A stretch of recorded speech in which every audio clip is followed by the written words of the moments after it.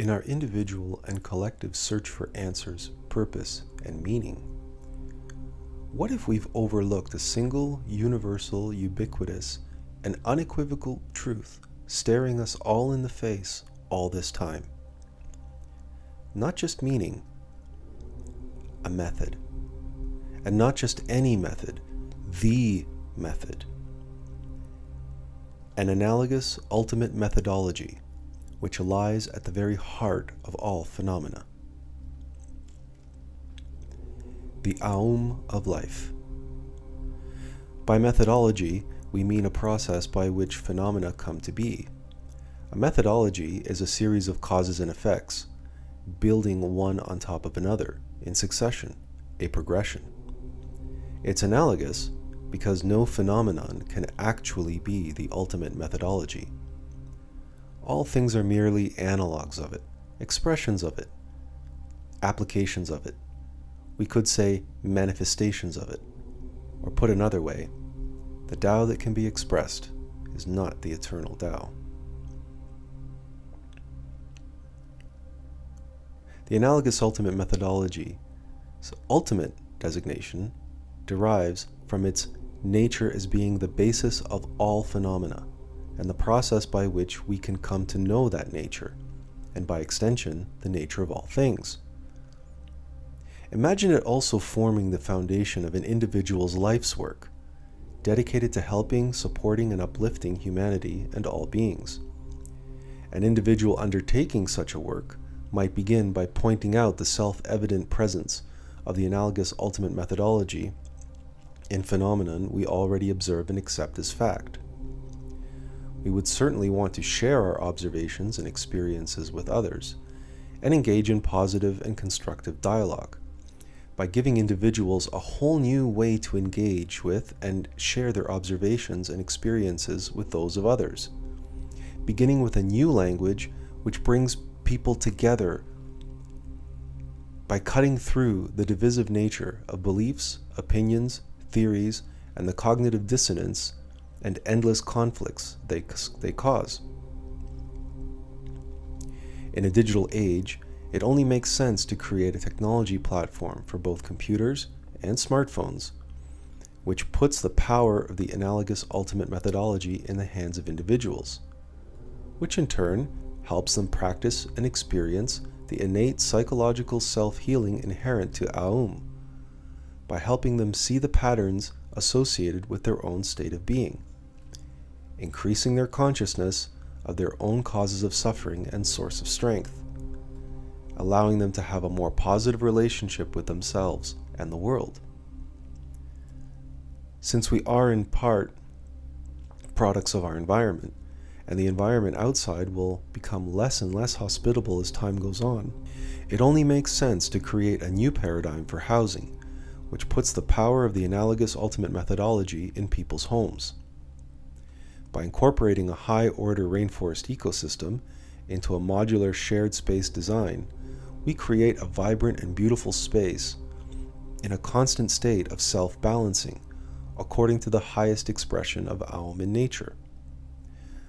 The result is advanced human habitat, suitable for affordable housing, which generates power, manages water, grows food, and is manufactured to be flood, tornado, and earthquake-proof. With such innovations awaiting commercial development, it only makes sense to broadcast to the world, which is in such desperate need of solutions supporting mental health and safe and affordable housing. It will be necessary to produce books and training materials spelling out the nature of the analogous ultimate methodology in greater detail, so that neophytes and skeptics alike will have a resource to turn to in their personal exploration of AUM. Naturally, all work and no play is no fun at all.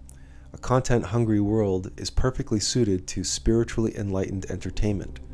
Creative works which convey deep universal truths as artistic expressions of the analogous ultimate methodology.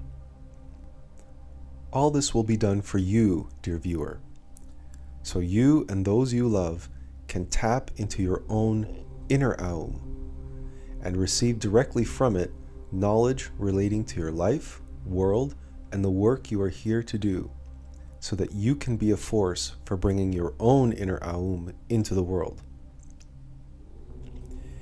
If you see value in this work, then you see value in our life's work.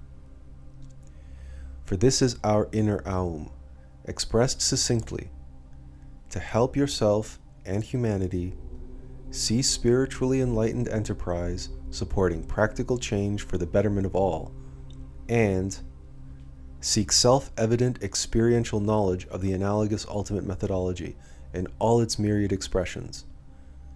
And finally, to tap its inner AUM and self-realize its highest potential.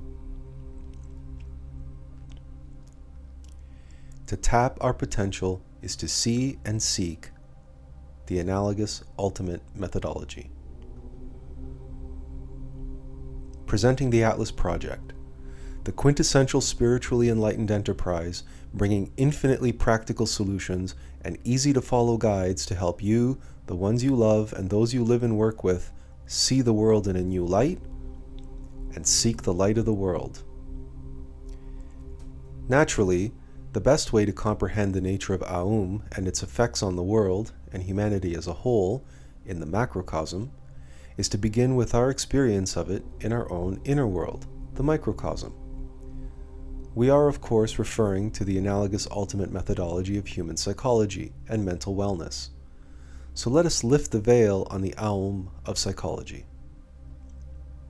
We begin with a side-by-side comparison with the Analogous Ultimate Methodology as it is expressed in the human immune system. We'll look first at a general overview of the process, with a more detailed description as it pertains to human psychology to follow. The human psychology is always present and alert, ready to respond to infection or disease, which literally means dis-ease. That is, the moment we become aware of one or more symptoms. Psychologically, this equates to mindfulness of our mental, emotional, and physical state. It's being ever present and aware of our experience of mental or emotional dis-ease, stress, anxiety, depression, excitability, etc. After its initial reaction, the immune system goes about examining the general nature of the infection. For instance, is it viral, bacterial, fungal, or other? Likewise, we need to perform a kind of self-diagnosis, identifying in simple terms what's behind our dis-ease: anger, fear, lust, pride, shame, gluttony, laziness, etc. These are examples of psychological aggregates responsible for both pleasure and pain. Once the threat's nature is determined, the immune system triggers an autoimmune response, such as inflammation, in order to contain the threat while it determines its precise nature so we can mobilize an effective response. Psychologically, we need to perform a similar process of containment, which we call self-control in the moment, and then later an analysis of the psychological aggregate and how it went about causing our dis-ease. The immune system then synthesizes and mobilizes an appropriate response to disease based on its in-depth analysis of the threat. Similarly, we await the point of conscious synthesis, the aha moment, when we comprehend how the particular psychological aggregate we are analyzing caused us and others suffering. Next, the immune system eliminates the threat. Once we have consciously comprehended a psychological aggregate, it can be eliminated from the psyche. The immune system then cleans up the mess caused by the infection. The body is freed from the infection. Psychologically speaking, the unconscious mind cleans up the mess left by the psychological aggregate, and a tiny amount of consciousness is freed from the subconscious and is made more conscious. Lastly, the immune system repairs damage and returns the body to a state of equilibrium, along with any newly created antibodies it employed throughout the process.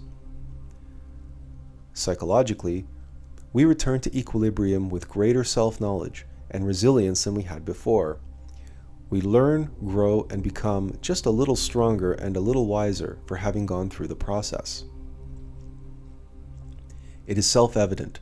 If nature in her wisdom gave us an immune system to protect our physical body from disease, then it follows Mother Nature would have devised a congruent defensive system to protect our metaphysical bodies from dis-ease. But if that is the case, what is the psychological equivalent to an antigen? What would it be like, and how would it operate? And why does it remain hidden from us, along with the true nature of our psychology? Enter materialist science and allopathic healthcare, who of course will say that they have looked very closely at the matter, pun very much intended, and determined that because diseases of the body are mostly physical and affect hardware, naturally the same must be true for psychology, which is likewise physical hardware, regulated by neurochemicals. That's music to the ears of Big Pharma, who, supported by physicians, are all too happy to provide an endless supply of drugs to medicate suffering individuals, treating symptoms of psychological dis-ease and allowing patients to remain ignorant of their internal psychological self-healing system. That's why we're here to drop the hammer of the Analogous Ultimate Methodology as it pertains to human psychology, put a crack in the dogmatic beliefs of neuroscience, and shatter once and for all the idea that mind is a physical phenomenon. To begin, let's look at another analogous phenomenon. The equivalent of an antigen affecting computer systems is called malware, and primarily affects code, be it software or firmware.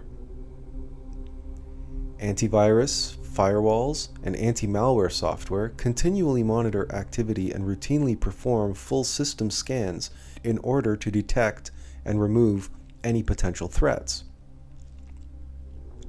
That is exactly analogous to the practice of mindfulness, in which we also should be monitoring our mental, emotional, and sensual activity, continually scanning our psychology, that is, our metaphysical code. Not surprisingly, this is what many scientists, doctors, neurologists, and even psychologists would likely dismiss as speculative nonsense. Yet they all would tell you the devastating effects of autoimmune disorders, and none would recommend turning off your computer's real-time virus monitoring. And here's why. The moment you stop monitoring threats in real time, you effectively shut down the whole anti-malware program. That's because the entire process, like the human immune system, is predicated on the capacity to detect threats in the first place. Similarly, when we fail to practice mindfulness, we effectively hamstring the analogous ultimate methodology of psychology. We become completely blind to what may be happening inside of us at any given time. We're left completely vulnerable and exposed to the whims of metaphysical malware. Be it computers or our psyche, we're left susceptible to all manner of malicious influence from within and without. This phenomenon is brilliantly allegorized in the classic sci-fi anime Ghost in the Shell. We don't have time to get into the details, but in this iconic scene from the film, the timeless and universal allegory of the deliberate fall is perfectly juxtaposed against the malevolent forces behind the hacking of human cyborgs for their own nefarious ends. It is a voluntary descent into hell, which in no uncertain terms is what it means to answer the call to adventure, which every mythical hero does in their journey of self-actualization. The deliberate or conscious descent into hell represents the crossing of the threshold between the known and the unknown, according to Joseph Campbell's exhaustive and monumental exploration of the monomyth of the hero's journey. Ghost in a Shell is an example of contemporary art expressing the analogous ultimate methodology for our time, just as countless stories, myths, traditions, and scriptures have expressed AUM for the eras in which they first appeared. And, like them, Ghost in a Shell vividly allegorizes the consequences of vulnerable human machines being infected and taken control of by malicious agents. and the ultimate sacrifice of the mechanical self, which the hero makes in order to defeat evil.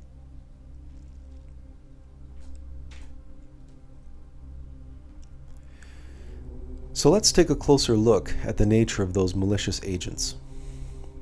Malware is essentially self-interested code, including viruses, spyware, adware, and if we're not careful, will also include malicious artificial intelligence, which seeks to take control of a machine's system resources in order to execute its program, which is of course binary in nature, so that it can influence components of the device and achieve some predetermined goal, which most often includes making copies of itself. The analogous phenomenon in our psychology are egos, which is Latin for eyes. These are psychological aggregates, including fear, anger, greed, envy, lust, pride, and its dark sibling shame, gluttony, laziness, and all the many expressions, permutations, and combinations which seek to take control of our human resources in order to execute their program, which is, of course, binary in nature, so that they can influence emotions, thoughts, and sensations, and achieve some predetermined goal, which includes replicating themselves.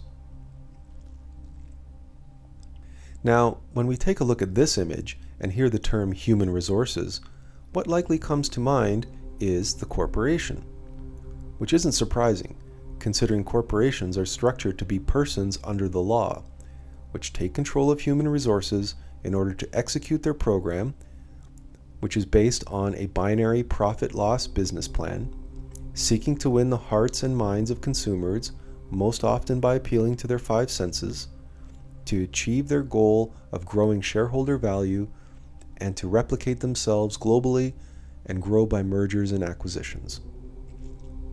When we consider the behavior of a typical corporation side by side to that of egos, it is no wonder corporations are considered to be persons under the law.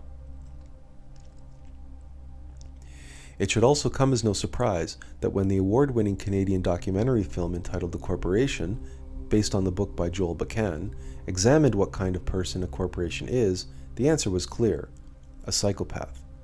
An individual so overrun by egos, so controlled by self-interest, that they've lost all compassion and empathy. A psychopath becomes an agent of control, a cold, calculated, robot-like persona, completely indifferent to the suffering of others, just like any virus, malware, or ego.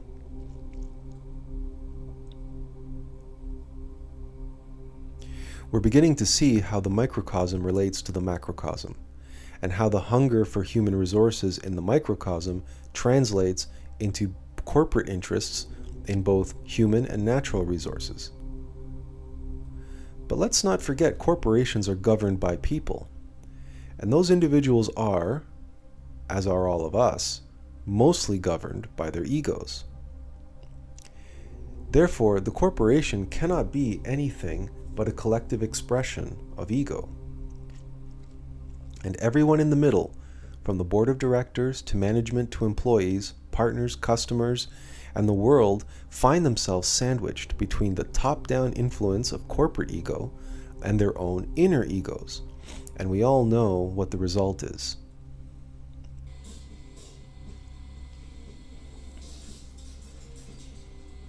Exploitation, expropriation, and exhaustion. But hang on a minute. Let's observe that just as with the industrial press, the only reason the external pressure being applied on us from above is able to have any crushing power at all is because of our own inner egos, represented here by the bottom plate. What if, through the diligent practice of the Analogous Ultimate Methodology on our own psychology, we could slowly and systematically dissolve our egos? With fewer egos inside of us to react to pressures from outside of us, wouldn't that reduce the pressure we experience, making it easier to cope with? What if, rather than reacting with ego, we allowed external forces of pressure to pass through us without reaction? would that not weaken the malevolent forces in the world trying to control us, and in turn increase our strength and resilience in the face of challenging ordeals? And wouldn't that be a practical way to cope better with the countless pressures being applied to us each and every day? But of course, we're not there yet. And we know we're not there yet, so long as we allow ourselves to fall prey to all the countless ways our many egos control, manipulate, and harm ourselves and others. In synthesis, we need look no further than ourselves to find the sources of all human pain and suffering, and the phenomenon behind the actual matrix enslaving this humanity.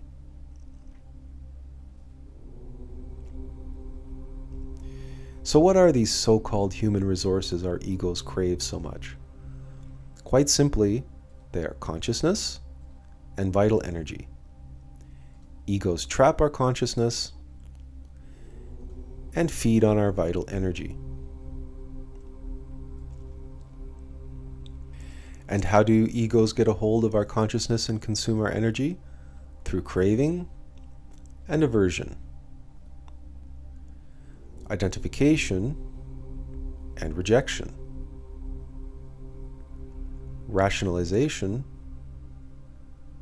and irrationality, and a million other permutations, combinations, and versions of dialectic thoughts, mercurial feelings, and cravings and aversions related to sensual experience, all revolving around the pursuit of pleasure and the avoidance of pain. Let's take a closer look now at just one of these, identification. There are a near unlimited ways our egos can make us feel, given their individual nature or program.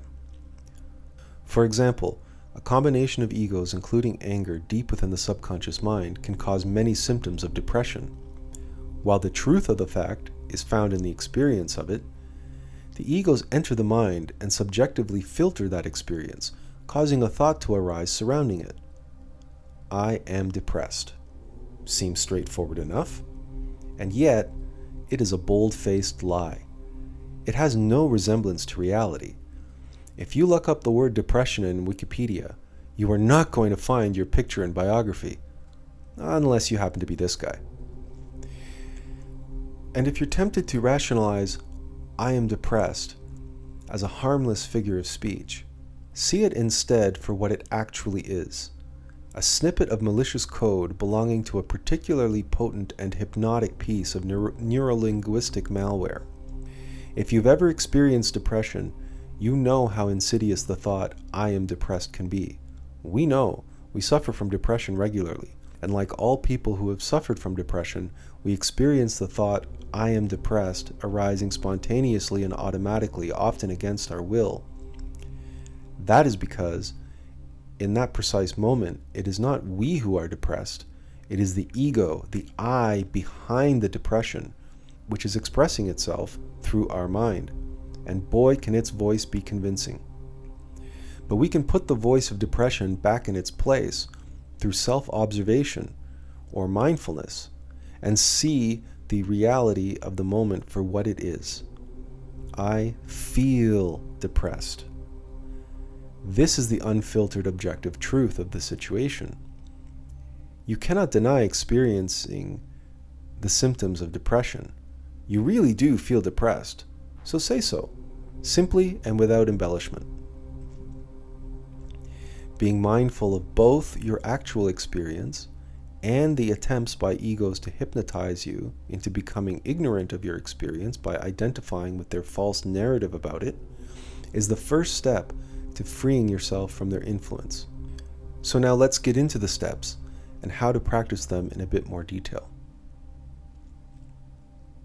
As we just demonstrated, step 1 is mindfulness, specifically self-observation of our 3 brains and 5 centers, intellectual, emotional, and motor instinctive sexual, through which we experience our waking hours, and the systems of our human machine through which egos filter our experiences and gain control of our precious human resources. Being aware of the activity in our 3 brains and 5 centers helps us discern between automatic mechanical ego reactions and conscious intuitive responses to our circumstances. Without mindfulness, we forget ourselves.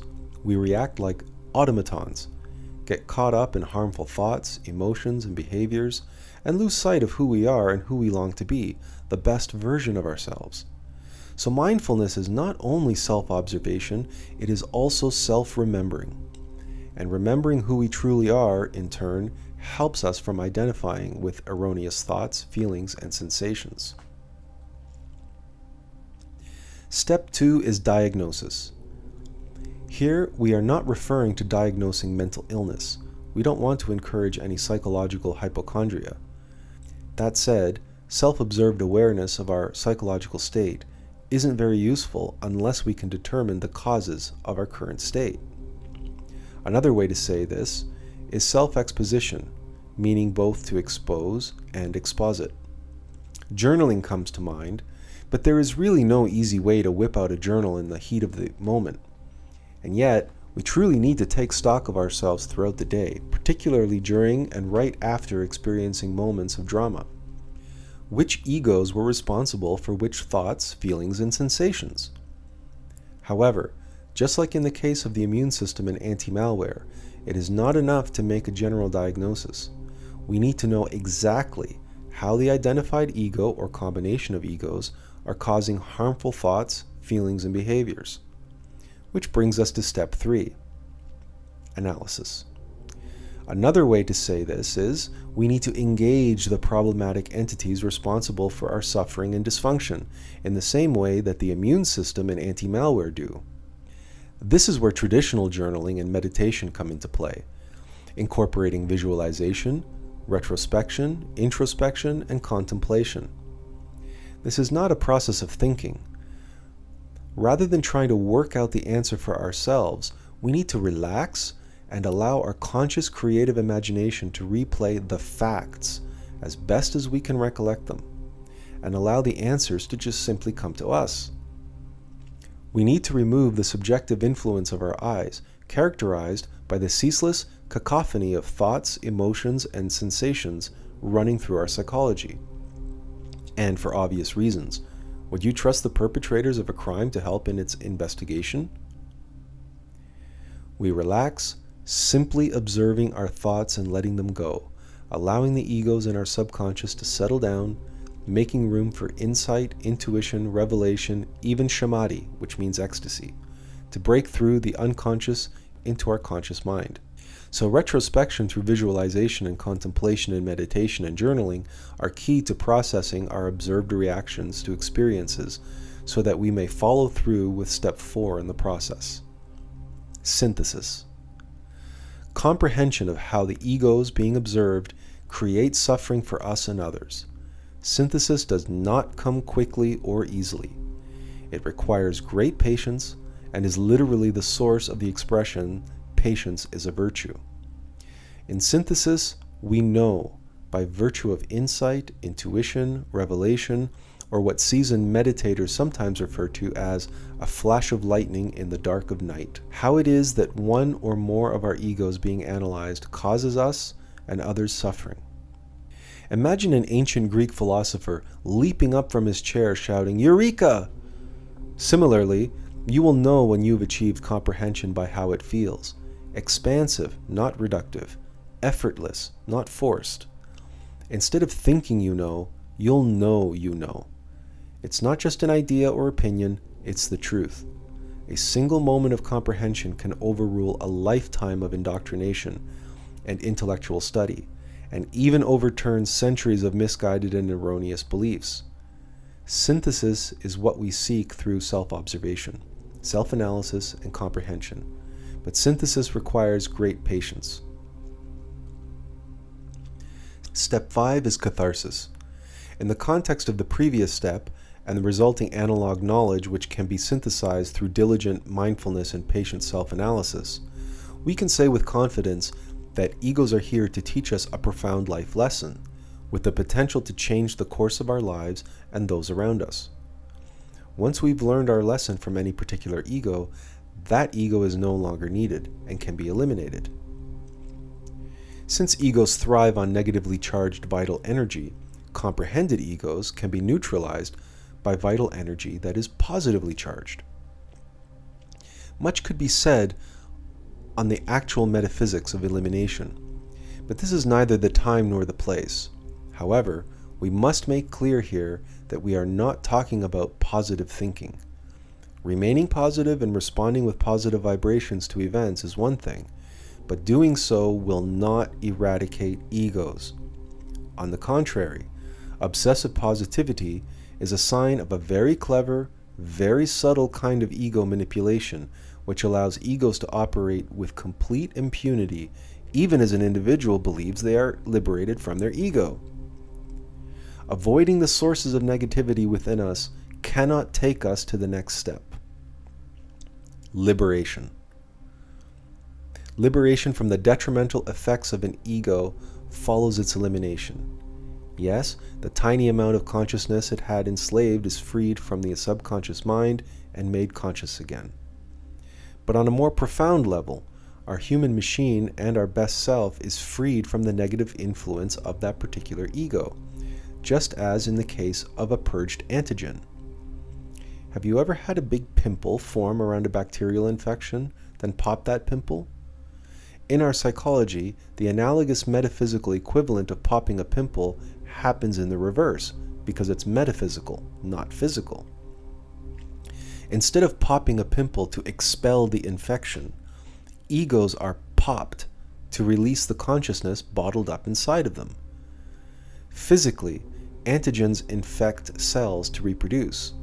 Metaphysically, egos envelop consciousness to reproduce. Believe it or not, this is the very real source of universal compulsion to pop pimples, boils, even bubble wrap. It is entirely related to the eureka moment we experience in catharsis, and why we refer to such moment as breakthroughs.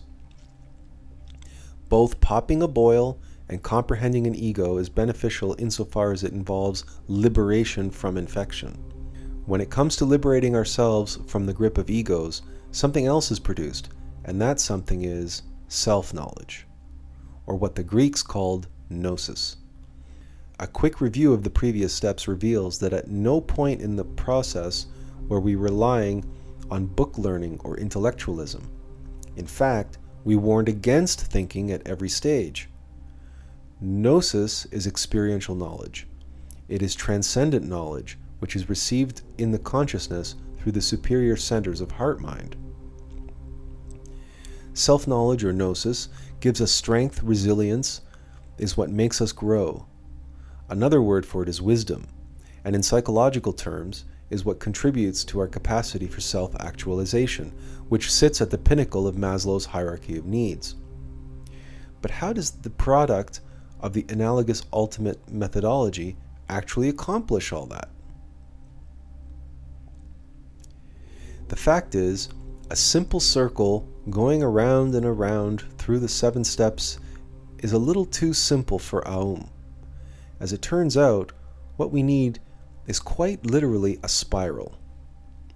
A growing spiral, as it turns out, which reveals how the Analogous Ultimate Methodology can increase self-knowledge over successive applications. It actually looks a lot like a ladder if one looks at it with fresh eyes. And ladders are used for climbing both up and down. And in this particular ladder's case, that's especially true, since it is not a ladder at all, but a spiral.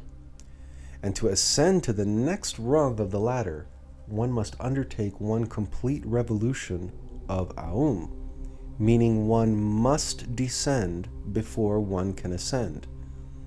This, then, reveals the hidden truth to be found within Dante's ladder, Jacob's ladder, Dungeons and Dragons, and countless mythologies where the hero must descend into the labyrinth of the underworld, defeat some monster, dragon, or demon, and free the maiden and recover the treasure from its clutches. Feminists, please take note. In classical literature, the so-called helpless maiden is actually a symbol for our vital energy and our psychology, which are both feminine in nature. The word psychology comes from the proper name Psyche, given by the Greeks to the goddess of the soul, the wife of Eros, the god of love.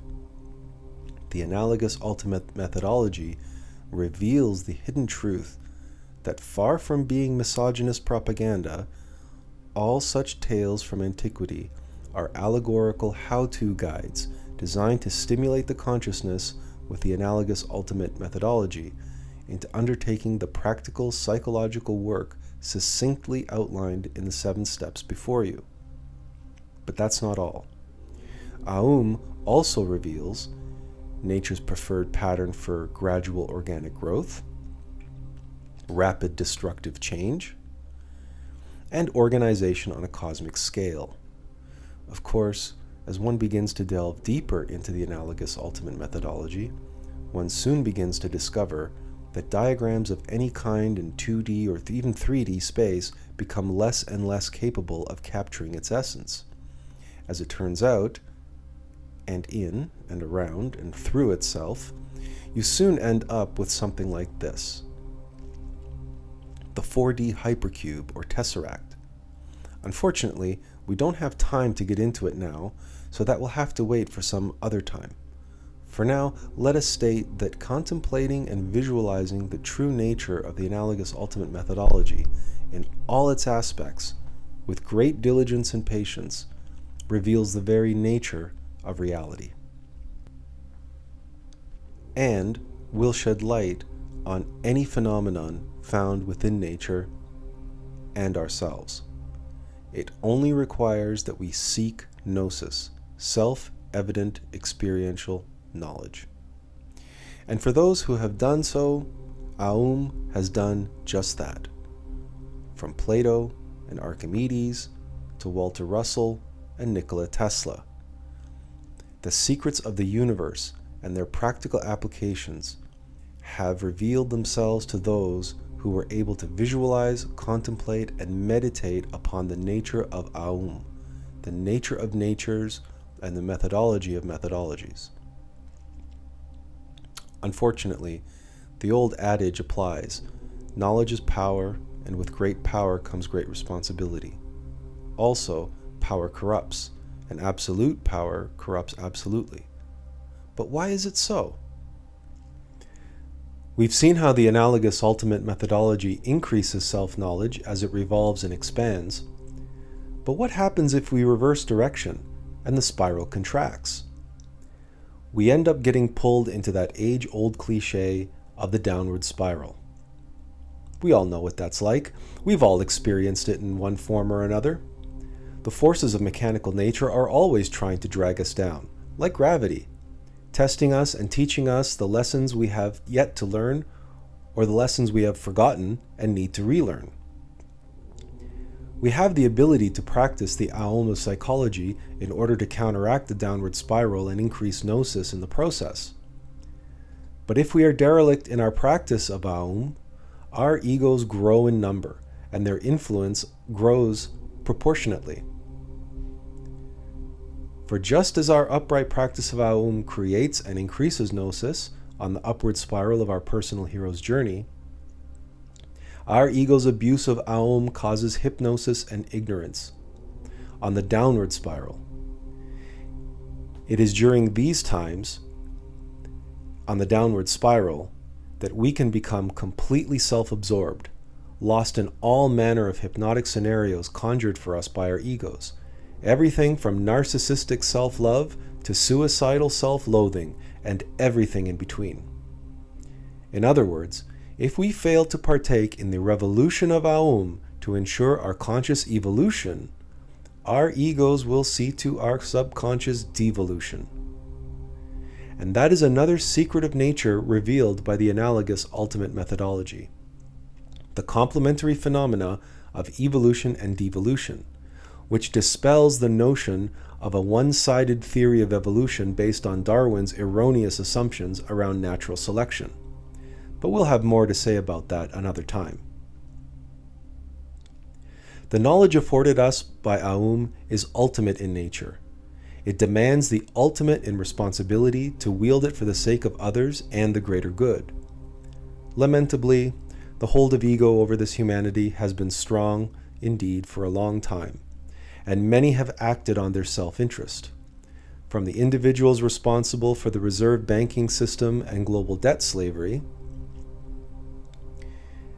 to the so-called great industrialists who brought into being every aspect of our modern world, enslaving us through physical, social, political, intellectual, and emotional methods of mass mind control. To more modern technology gurus, vying for fierce brand identification and extreme attachment to their sexy technology which people are enticed to lust after. Right down to the founders of social media, whose fellow insiders have gone on record to state they designed their software to stimulate the opiate effect in the brain. It is all there to hypnotize us and keep us ignorant of our inner AUM, to keep us trapped in the downward spiral. But remember that it can't be all that bad. Every ascent on the circle of AUM is preceded by a descent. Even in seemingly bad phenomena, there is the potential for good to come of it. For instance, one cannot deny all the incredible work that has been created and completed using Apple products. We personally use Facebook regularly to spread our message of AUM and to counsel individuals one-on-one who are struggling on their personal hero's journey, individuals we might never have been able to reach otherwise. In other words, rather than shaking our fist at the world or hanging our head low in self-pity and victimhood at the hands of bad men, we can choose to hold our head high and do the best we can, making the best of any situation, no matter how bad it may look. We can say that in any given moment, indeed in every given moment, we face a fork in the road, and how we choose to face the obstacles, ordeals, and challenges presented to us will determine the upward or downward spiral of our lives. Expressed very vividly in symbol and allegory, we can be like Thanos, who, when confronted with the harsh realities of life, namely death, he chose the path of victimhood. He cannot abide the natural course of life, and not only raises his fist in defiance of fate, he fashions the infinity gauntlet, which he wears on his left hand. Seeking the power of the infinity stones, he projects his victimhood on a cosmic level and commits genocide on that scale, all so that he can feel comfortable and secure. That is the price of comfort and security. Or, when confronted by the slings and arrows of outrageous fortune, we can choose the path of the hero. We can pick up that gauntlet the fates have hurled at our feet and wield it on our right hand, seeking the inner strength of AUM, becoming a conduit for that strength, courage, and love, and accepting the mission set before us to bring our inner AUM into the world. Here, in essence, we see the nature of the left-hand path, the path of following our egos, and the right-hand path, the path of the hero's journey, the path of AUM.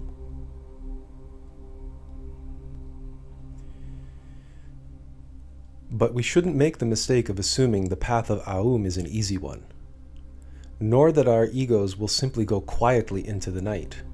All those New Age platitudes of letting go of your ego are utterly naive.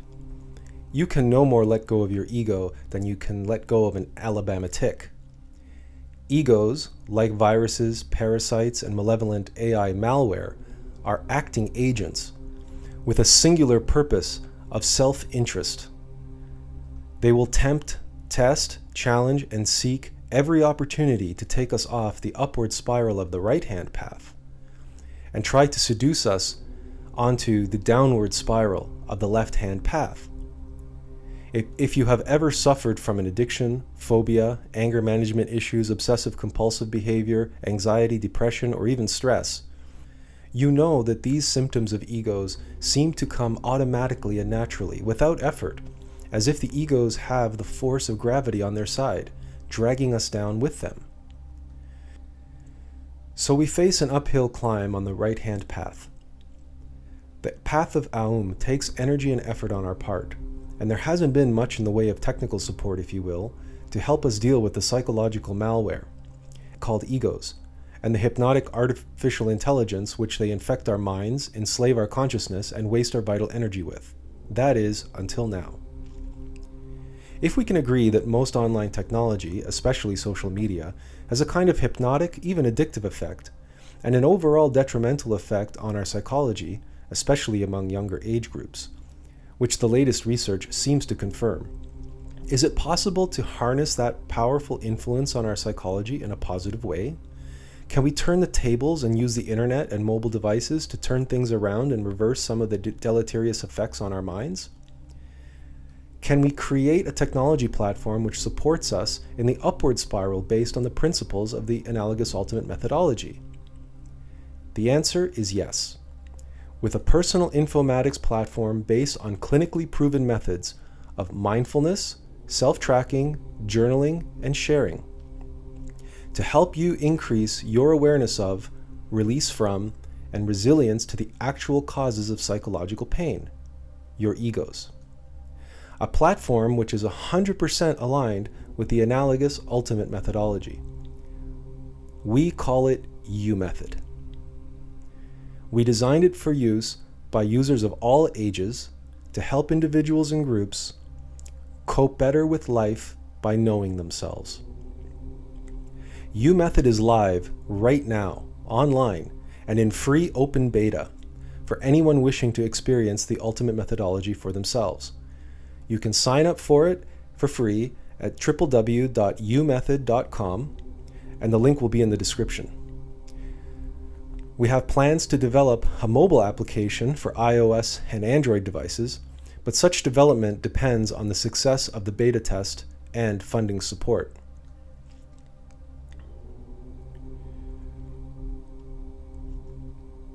Knowledge is power.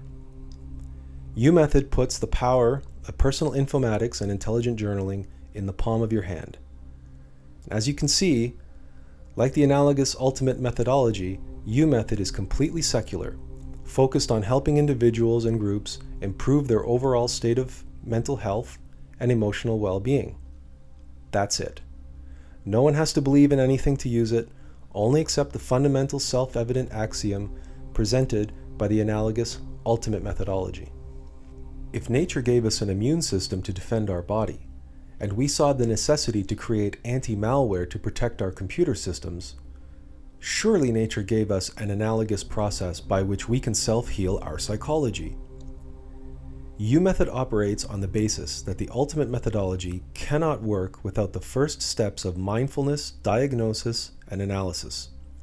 And that is exactly what U-Method can provide through its look, map, and tell functionality. U-Method can remind you to check in with yourself regularly, not only observing your mood, state, energy level, and acceptance, but capturing that data so you can analyze your progress over time. It allows you to make quick tweet-like messages to yourself after moments of drama, and then provides a platform to expand on those with an intelligent journal that keeps track of any number of keywords for you. The result is, over time, you will see meaningful patterns emerging in your thoughts, emotions, and behaviors. These patterns give you clues as to where you need to pay more attention and which egos are giving you the most trouble. But U-Method doesn't stop there.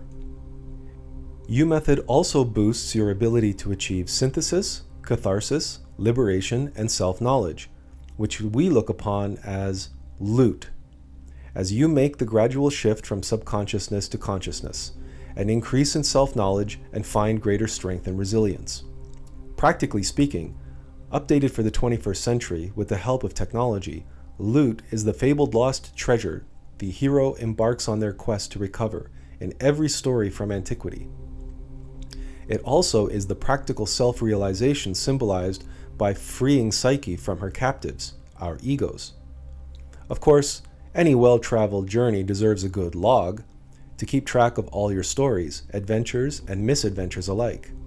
U-Method's intelligent log allows you to see where you've been, how you got there, and what led to certain circumstances, emotions, and patterns of behaviors. and what you learned from those stories. All that would be valuable enough for an application of the Analogous Ultimate Methodology. But all of us know that the journey can be a long, hard, and lonely one.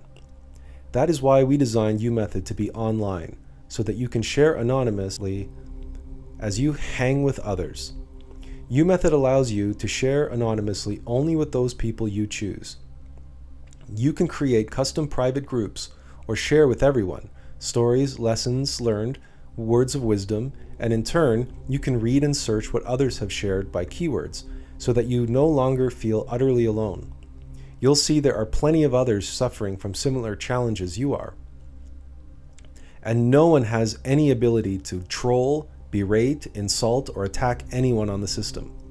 UMethod is a safe space to share stories, thoughts, feelings, and most importantly, pearls of wisdom.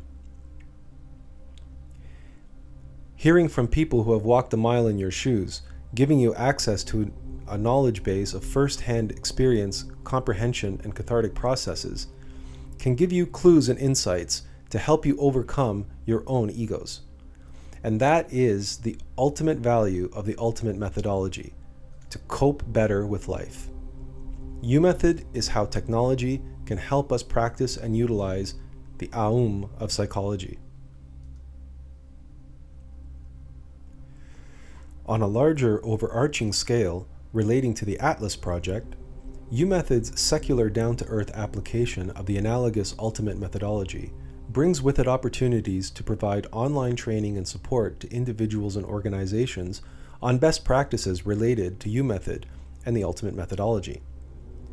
To do just that, we will establish an online training division called No Use Systems, or No Uses for short, to create presentations, live seminars, videos, interactive tools, and how-to guides, all using an entirely new, friendly, secular, and inclusive language, designed to open productive dialogue between people from all backgrounds and all walks of life, based on the foundation of the Analogous Ultimate Methodology.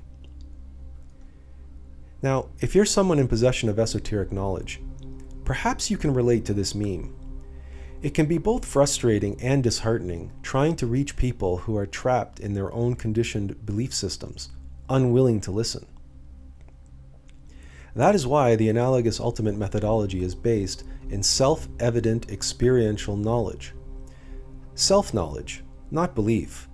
And UMethod is a technology focused on helping people deal with their stress, anxiety, depression, negative emotions, addictions, and any other challenges affecting their psychology. Because no matter what anyone believes, no one can deny their own experience of the facts. Everyone suffers. Everyone knows the downward spiral, and most everyone longs for self-actualization. And self-actualization happens to be on the very top of Maslow's hierarchy of needs. It is a generally accepted principle that people long to be who they really are. Even atheists and agnostics can get behind the spirit of the Analogous Ultimate Methodology, even if they will throw up resistance and nitpick the details. Unless they're willing to ignore the self-evident experiential knowledge we presented here, and refuse to even try UMethod to see if it works for them, they really have no choice as rational beings but to accept the premise that there is a common, universal, and ubiquitous experience shared by all human beings, on which we can begin moving forward together. Now, are we so naive to believe we've conquered cognitive dissonance? Of course not. After all, we're talking about waging all-out war on egos here. And as we've pointed out, egos for the most part control the heart minds of the majority of humanity and essentially rule the world. There will be no end to the denials, objections, rejections, and outright attacks by those who feel threatened by the Analogous Ultimate Methodology, as they cling to whatever beliefs, dogmas, and attachments they have which are so very precious to them, and which they feel they are at risk of losing. So AUM, UMethod, and No Uses won't be for everybody, and that's okay. At the very least, we're here to give people who might otherwise never do any spiritual work on themselves a new framework to see themselves and the world. which you should be able to share with them with relatively little resistance compared to bombarding them with reams of esoteric wisdom from antiquity. The framework provided by the Analogous Ultimate Methodology is self-evident experiential knowledge, something people can experience for themselves, and is easily explained in the upward growth curve and the downward spiral, and 99% of people will be able to relate to. This will give them a new language to discuss matters of spiritual growth, one which bypasses religious, scientific, atheist, or agnostic beliefs. And it will open new ways for them to think about and preferably contemplate and meditate on their life, work, relationships, and all their endeavors, which is the prerequisite to tapping into their own inner AUM and achieving new levels of self-actualization. So again, just to sum up, U-Method and No Usus are here to help individuals of all stripes and belief systems self-actualize via spiritually enlightened and empowering, self-evident experiential knowledge of the Analogous Ultimate Methodology.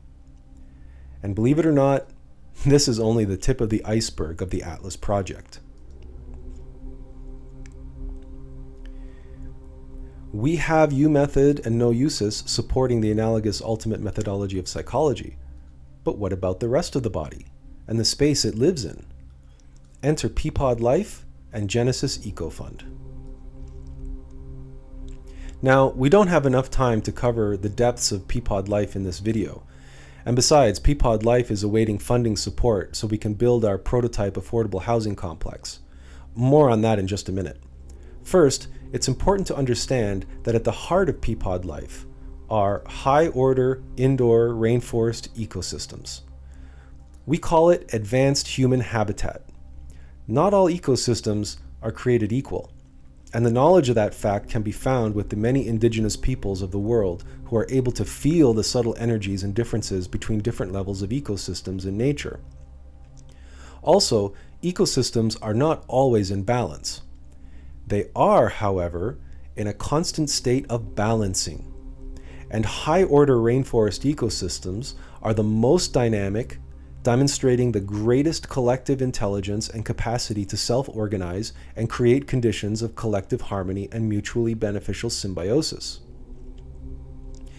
When you step into a space being actively and intelligently managed by a Peapod Life indoor ecosystem, you automatically become a part of its matrix. Any imbalances in your system start to throw off the overall ecosystem.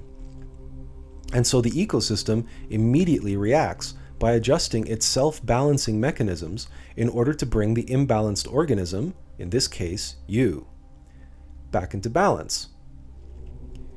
You may be familiar with the term entrainment. More on that in a minute.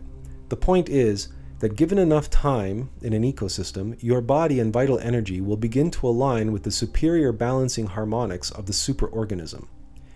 And that will have beneficial healing effects on body, mind, and spirit. That's what makes it advanced human habitat. Not only advanced habitat for humans, but habitat for advanced humans.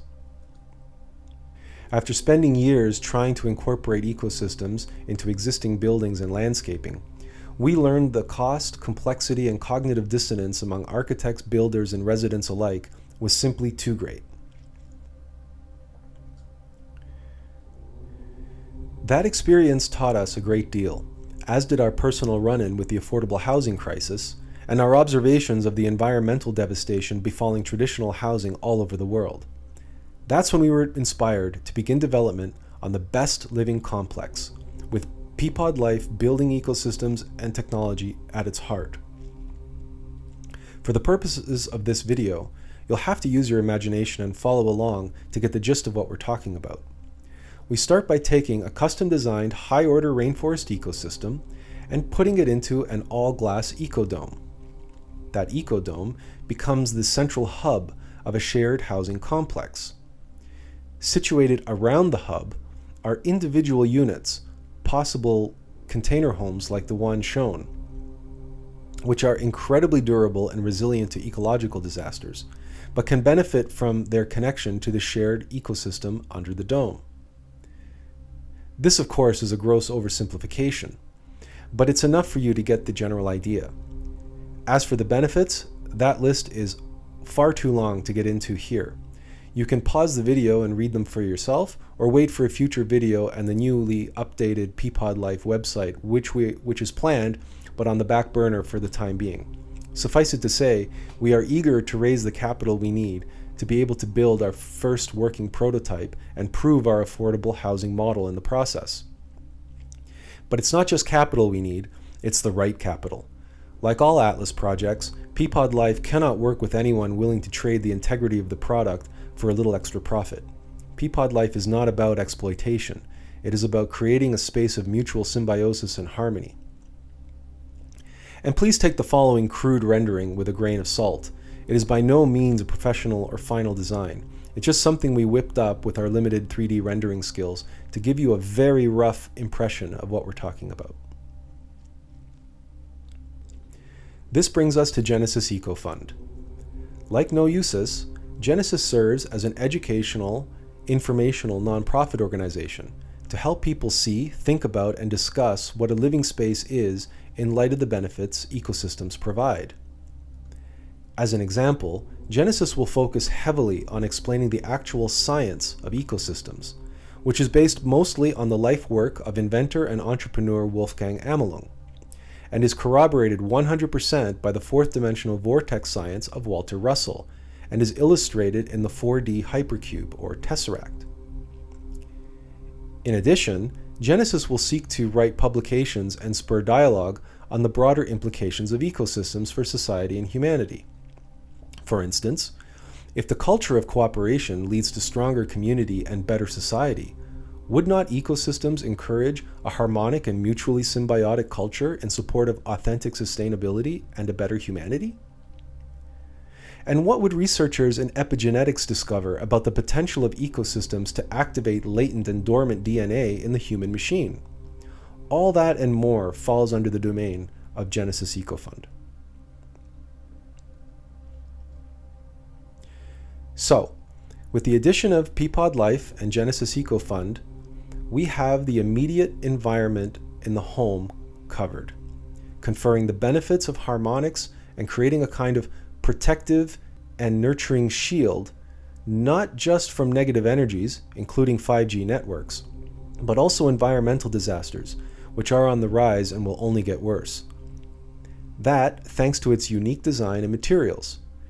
Together with working on one's own psychology, one's immediate environment is a self-evident and obvious step to heal, if one is, as Jordan Peterson would say, putting one's own house in order.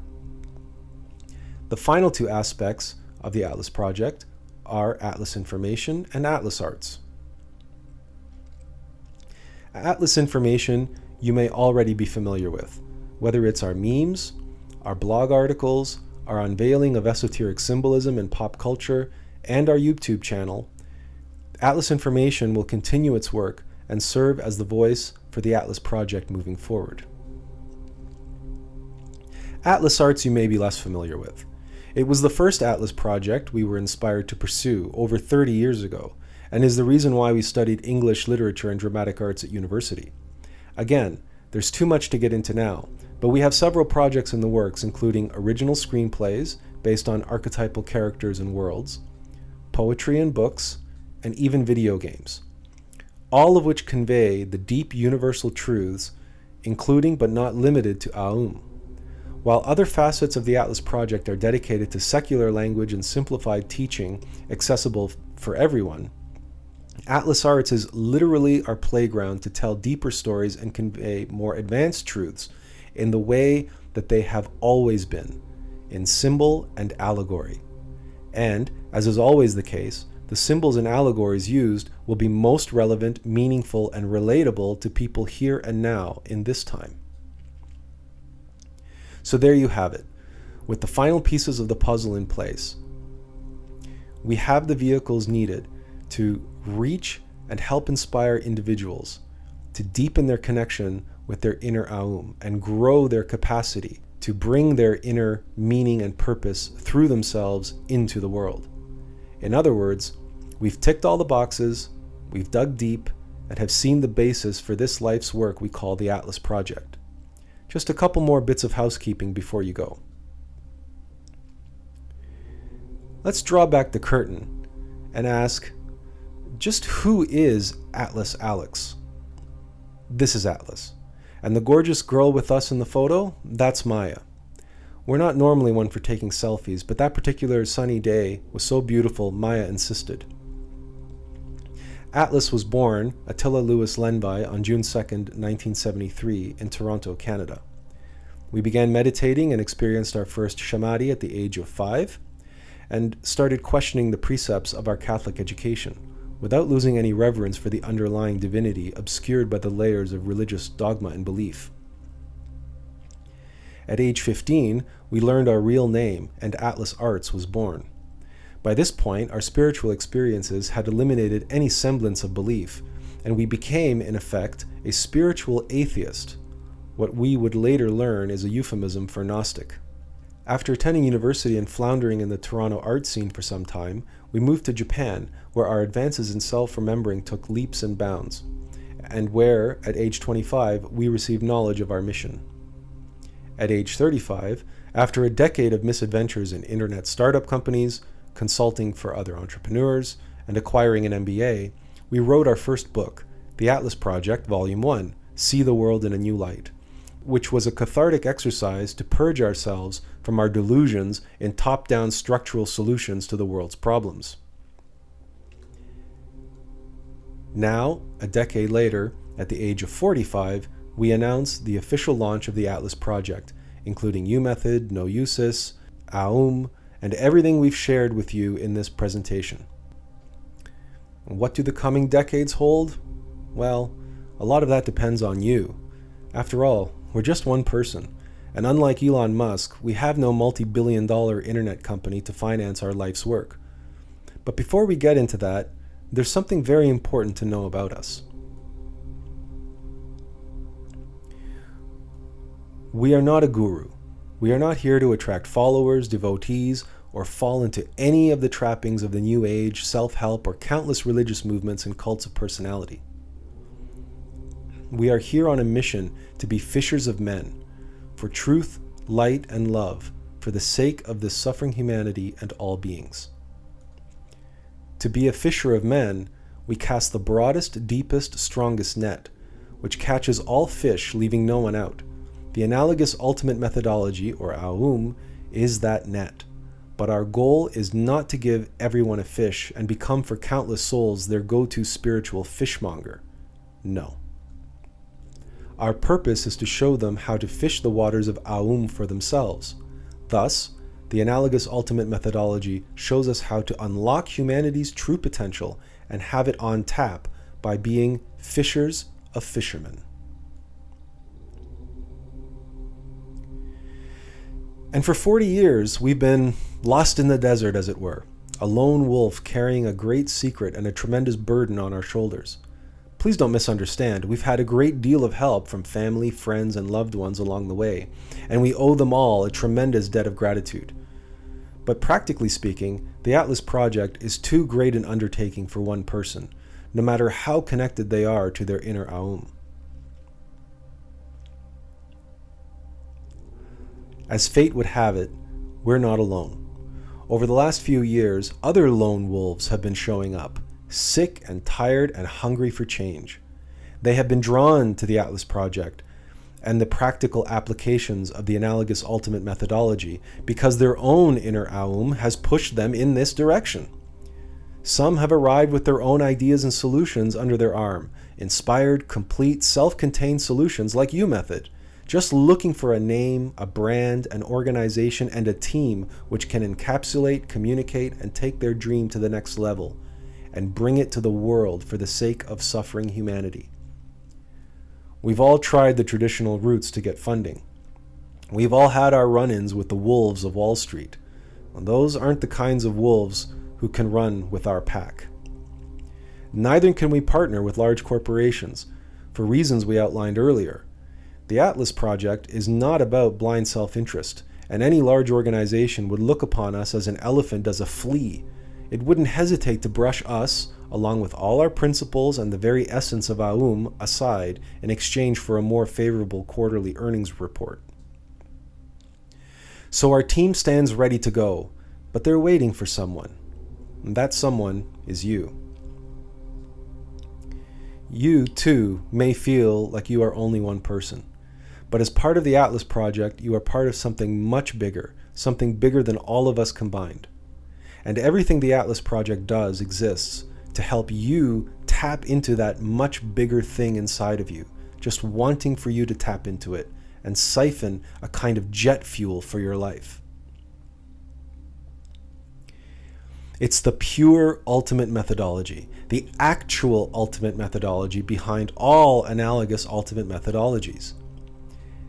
It is at the very heart and soul of the Attlas Project, and takes its rightful place at the top of the pyramid, inspiring the world's first and only technology which can teach and remind people how to practice the analogous ultimate methodology of psychology moment to moment in their lives.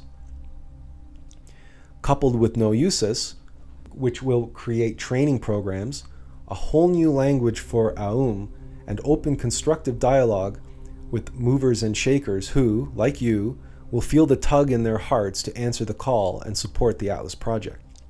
For the sake of supporting others with the skills and tools for psychological self-healing and the shift from subconsciousness to consciousness, which, because of the natural downward spiral of mechanical nature, which we have demonstrated, cannot happen without the proactive and diligent practice of the analogous ultimate methodology.